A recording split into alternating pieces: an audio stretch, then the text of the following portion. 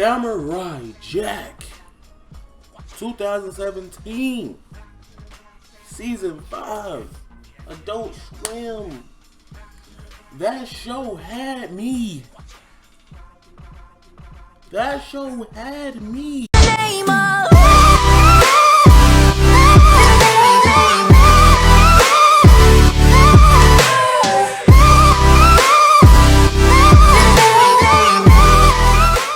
Alright, look, I'm gonna tell you right now, Samurai Jack 2015, 16, whatever year you want to call it, 2017, 2018, blah, blah, blah, Season 5 is really powerful. It's a really elegant series, and it's good to know that we still have people that want to do reboots and are not shitty.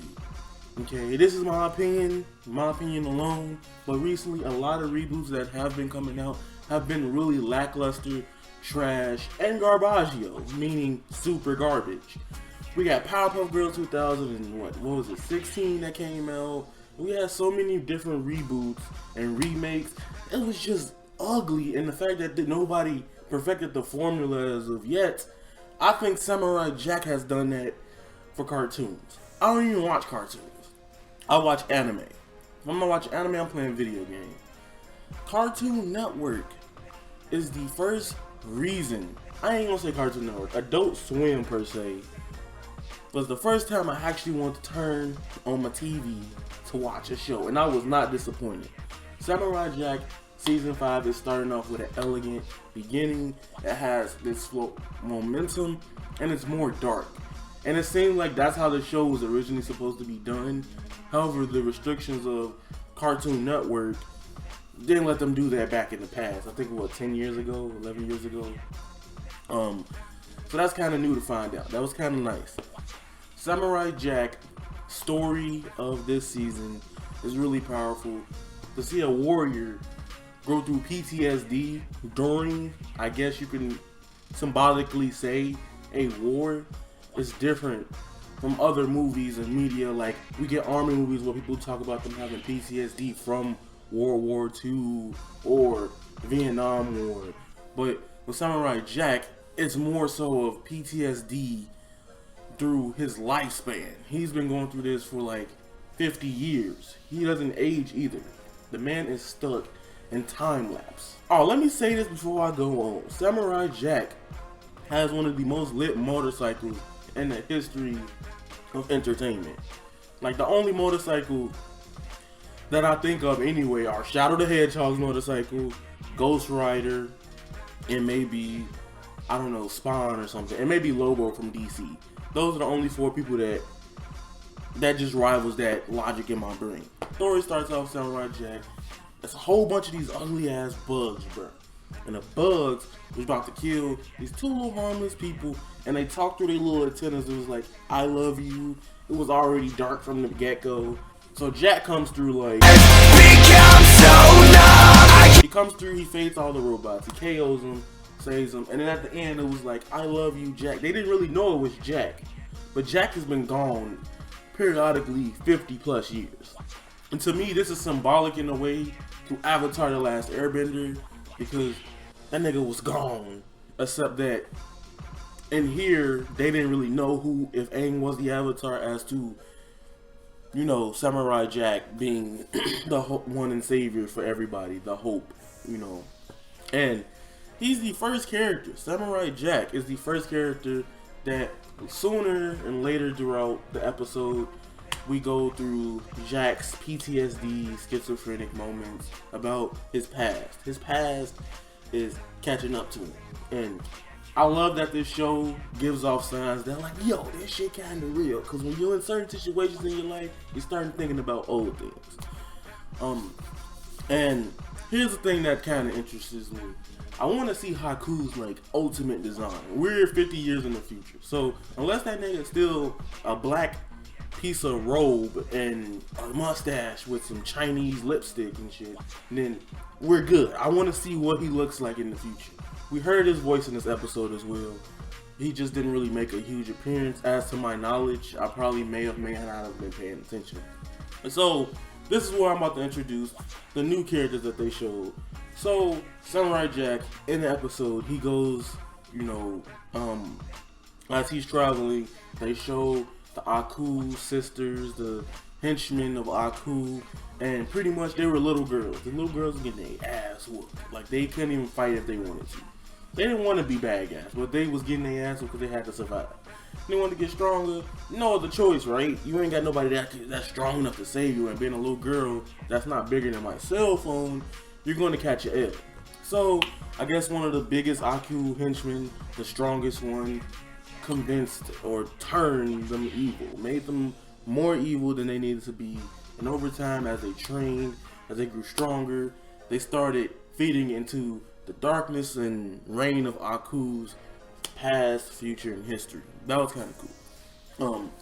And as Samurai Jack actually finishes travel, let's go back to Jack. So Jack finishes his travel, blah blah blah blah blah, and generally I'm gonna tell you that he goes through some PTSD. Like, all his people that trusted and looked up for him, they think he forgot about him. But however, his journey is really hard. It's not like something like, oh, I can go do it and come back. It's something that, as a villain that strong, that has the ability to send you to wherever part of time, whatever zone in the timeline of life, it's just really, really hard to do that. And he's suffering from it, and it's even in his battle. Let me talk about the new character. The new character is Samurai Jack. The first person he fought was one of the more iconic villains that I would ever see in Samurai Jack, and maybe of cartoons, because he was kind of lit. Alright, first of all, he was a samurai, like an evil samurai, I guess, or he was dressed up as one, and he kind of was black, like playing his little jazzy flute, and he just sounded like this dude so much. Like, every time he kept saying baby, I thought about this vine right here. Yeah, Dave, so baby, what is you doing, baby? Lord, baby, oh yeah, baby. You better hump that duck, baby. Oh no, what is you doing, baby? You all there, your son, baby, come back, baby. What is you doing, baby? Y'all get my point. Y'all get it. Y'all see where I'm going at, right? You hear the similarities a little bit. I ain't saying that's them, but Samurai Jack is amazing. Alright, now here's the thing about Samurai Jack. He lost his sword. I think, somewhere in his 50 years, or probably at the end of season 4, but we just never got to see that young information. And he's fighting this dude with just like regular ass weapons. Like, this man could use this card and this pen with this comb, and he could probably fade anybody. That's one thing about Samurai Jack that I really adore.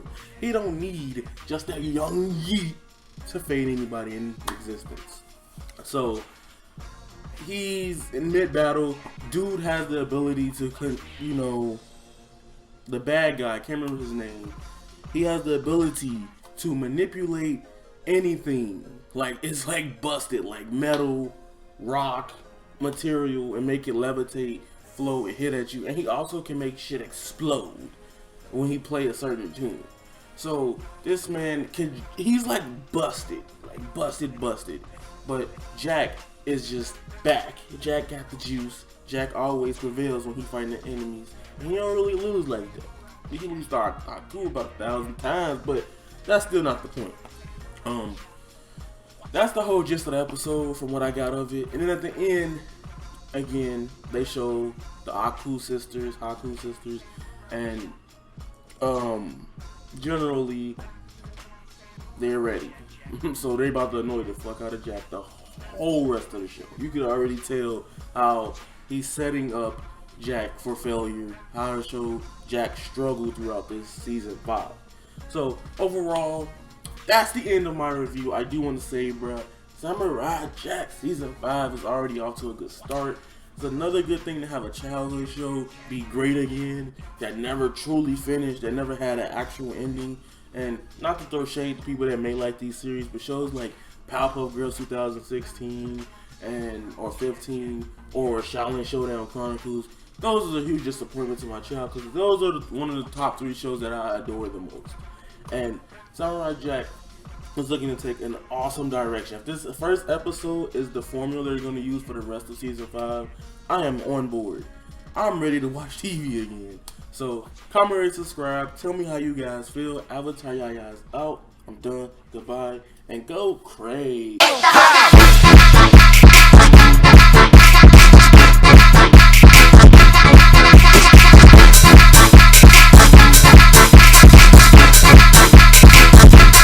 Val on the beat.